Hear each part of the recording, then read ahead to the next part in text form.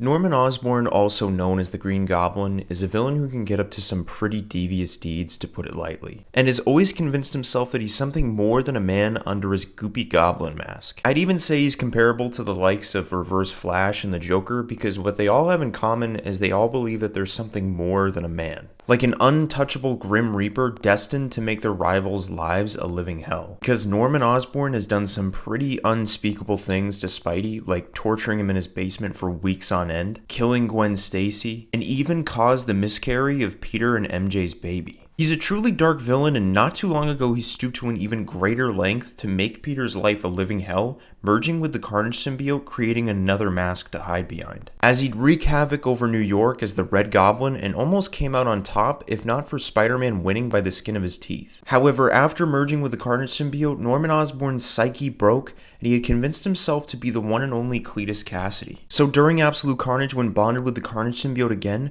Norman would hunt down Spider-Man thinking he was Carnage. Which leads us to the story we're going to talk about today, how Spider-Man showed Norman Osborn that he was nothing else than a sad man hiding under a mask. As we start the story with the real Carnage hunting down previous users of the symbiotes like the Thing, Captain America, and Wolverine, so as to strip fragments of the symbiotes from their bodies and assemble it to wake up the god of symbiotes known as No. And everything was pretty much going fine because the superheroes had made a machine to strip the fragments from their bodies until Carnage showed up to their doorstep with a huge army. And now Spidey is desperately trying to get Dylan Brock and Normie Osborn to a safe room to keep them safe from Carnage because it's his responsibility to be their hero. As Spidey sees the kids are both scared out of their minds because of Carnage while entering the safe room. So Spidey kneels down and comforts them both, saying that he's scared too, but they gotta both remember that he's just a man behind a scary mask. With Peter even removing his mask to show that he's just a man too, only difference is he's a good one. However, from the corner of the room, Peter hears a blood-curdling voice. As Peter would turn around to see Norman Osborn fused with the Carnage symbiote again, running towards him and the kids. Peter then tells Norman that he's not going anywhere near those kids, and this pisses off Norman, who thinks he's Cletus because he's tired of being called Norman, so he wants to show Peter who he really is, as the two go head-to-head. Meanwhile, Peter thinks about the day everyone closest to him arrived to Harry's reunion party, as Peter swings hooks left and right on Carnage, giving everything he's got, but it's not enough, as Carnage obliterates Spidey in one swing, shoving his head into a concrete wall, giving Peter flashes of his dead friends like Gwen and Flash, as Carnage swings at Peter with his unrelenting power, giving Spidey no time to fight back, with each punch taking Peter back to Harry's surprise party when times were better and joyful. Meanwhile, Carnage hits Peter again and again and again, giving Peter the beating of a lifetime, until all of the brutality finally ends with Spidey on the floor covered in nothing but blood, and Norman Osborn on top, happier than ever. But after Carnage beat the ever-living shit out of Spidey, Carnage didn't quite want to kill Peter yet,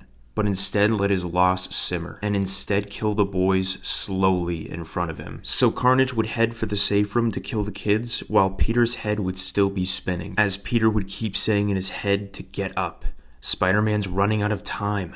Get up, as Peter struggles to get to his knees, seeing Carnage ripping and tearing at the door like a wild animal to kill those children. And Peter thinks of Gwen, asking himself why he can never stop him, no matter how hard he tries. Why can't he stop him? As Peter grits his teeth in a bloodlusted rage to Carnage's every strike at that door, telling himself while stammering to his feet that it was all his fault his friends died, and it will be again if he doesn't save those kids, clenching his fist, because those kids are his responsibility now. As Peter rises to his feet, yelling the name of the monster who took everything from him, leaping towards a surprised Carnage, telling Carnage that he doesn't want them, he wants Spider-Man. As Spidey uses his second wind to stagger Carnage, grabbing Carnage's hands, using all of his might in the memory of the loved ones taken from him, to hit Carnage with everything he's got for the memory of everyone Norman has ever hurt as the Green Goblin, until he finally lands a huge southpaw on Norman, knocking him out for good, ending the story with Spider-Man on top, proving that despite Norman bonding with a powerful symbiote and being unbeatable, he was still at the end of the day a sad man hiding under a mask.